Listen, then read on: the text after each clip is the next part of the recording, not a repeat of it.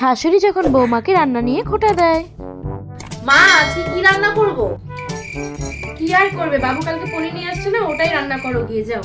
আচ্ছা ঠিক আছে মা, তাহলে আমি কি রান্নাটা বসিয়ে দিই। এই যে শোনো বৌমা, রান্নাটা ভালো করে করো, কষিয়ে কষিয়ে, তোমার ননদের মতন। তোমার বাবা খাবে কিন্তু।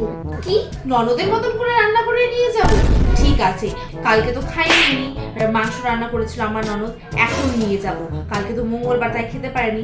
যাই গিয়ে মাংস দিয়ে আসি, তারপরে বলুক তার মতো রান্না করবি। এই নিন মা, আপনার জন্য ভাত আর মাংস নিয়ে এসেছি। কালকে তো আপনি মাংস খাননি, এর জন্য রেখে দিয়েছিলাম, খেয়ে নিন।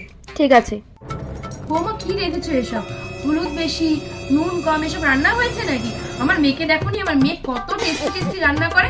ওকেই কালকে বলতে মাংসটা ওই না করে দিত। কি সব রান্না করো তুমি? তোমার শ্বশুর খাবে এটা?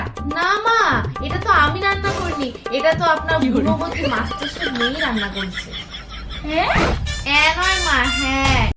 বৌমা যখন শাশুড়িকে জব্দ করে। মা শুনুন না, আজকে আমি আর আপনার ছেলে ঠিক করেছি একটু আমার বাপের বাড়ি গিয়ে ঘুরে আসবো। আমি সকালে রান্নাটা করে দিয়ে যাচ্ছি। না না, আজ কোথাও যেতে হবে না। কিন্তু কেন মা, আমি তো অনেকদিন হয়ে গেল বাপের বাড়ি যাই না। আজ তোমার শ্বশুরকে বাজার থেকে ইলিশ মাছ আনতে বলেছি। তুমি না তাহলে কি রান্না করবে? তুমি জানো না তোমার শ্বশুর কি ইলিশ মাছের মাথা দিয়ে কচু শাক খেতে ভালোবাসে?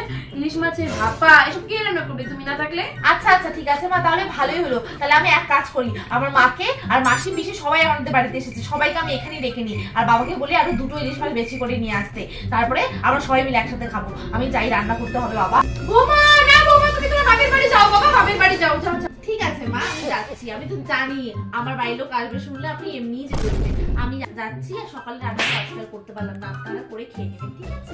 আমি দুদিন থেকেই আসবো। Thanks for watching our video.